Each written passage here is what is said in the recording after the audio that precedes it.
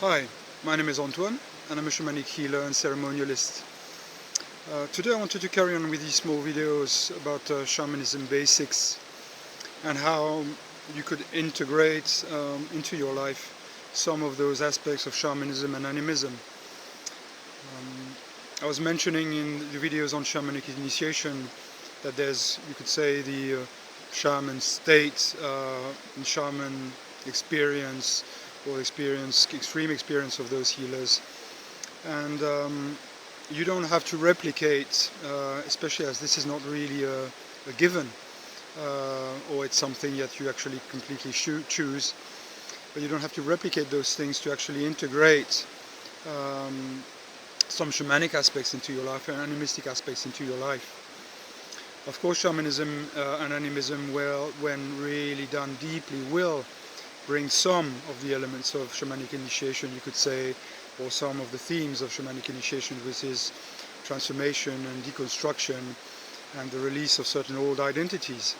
The level of intensity and possibly also the mission is not exactly the same, of course, but you can introduce some of those aspects into your life. And today I wanted to speak about working with life as it is, or receiving life as it is, and working in a shamanic and animistic way with life as it is, as it presents itself for you. I think many new elaborations of shamanism and some, you could say, new age in a way, approaches of spirituality have a tendency to work a lot with what could be, and states where you are supposed to be elevated, or states where you are working with visualization and intent, which is a great thing in proper context, and maybe the subject of another video. And this is an important tool in order to change, but you also have to work not with constructions and only imaginary constructions, or visualizing a potential future, but also dealing with what is here, which might actually present a lot of material for your growth, a lot of material for your experience. And I see many people, even including people who are drawn to shamanism, who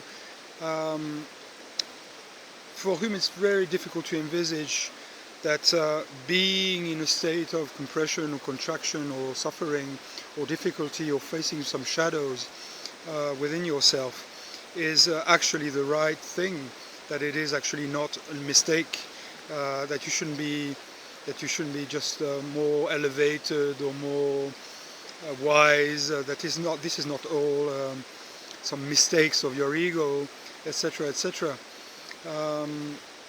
So they have a tendency to reject what is presenting itself, including in shamanic apprenticeship, and say, well, no, I'm beyond this is a mistake, I should be, or even feel guilty, I should be beyond this, I don't understand, why is this presenting itself, why is life showing me difficult things, why am I dealing with those things belonging to my family, to my childhood, in some cases even to the relationship with other people, with my spouse, or whatever. Why is this coming up? Why, if I've really traveled now for a good bit, why am I suddenly experiencing some kind of drop into something difficult? And I think in a way there's a lack of understanding, and there's a lack of education in a way, that a spiritual path, or a path of transformation, if you don't like the word of spiritual path, is one where you actually face shadows, you face unconscious aspects of yourself, shadow aspects of yourself, and you face the suffering, and sometimes the very simple, humble, concrete, or it appears concrete, non-romantic, those are not necessarily incredible spiritual experiences where we're meeting whatever demons, or but actually facing those things within yourselves, and maybe sometimes your own demons, and facing this kind of everyday or surfacing and resurfacing sometimes of all material is not a mistake in my experience. It's not a mistake for people who actually go through apprenticeship. So what do you do instead of kind of saying, no, this is unacceptable, not spiritual enough, or just too reminding me too much of where I come from before I was on this spiritual path, for example. I think invitation of life, and even the spiritual path or the shamanic path or the animistic path, is to accept the invitation, this invitation of life. This is what is here. How can I work with it? Is it a mistake, or is this a doorway into something? From my experience, a lot of the understanding of oneself, a lot of actually what appears more wise and elevated and deep and profound and connective to life, is actually to be found in those things and in your own shadows and shadow. So I think you can miss the point if you go, no, this shouldn't be here. It is true, it's difficult, because the first human reaction is shying away from that, or trying to find another path, or saying it should be different. So what do we do with this first reaction? Maybe we can look at it from the perspective of, what is this inviting me to? Of course, no one can convince you that within your shadows lies light and understanding, and maybe the dance of light and darkness, and something joyful in that. No one can. You have to do it, and you have to discover it.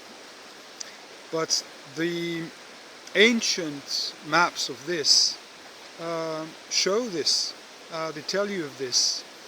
The voyage of the hero or heroine are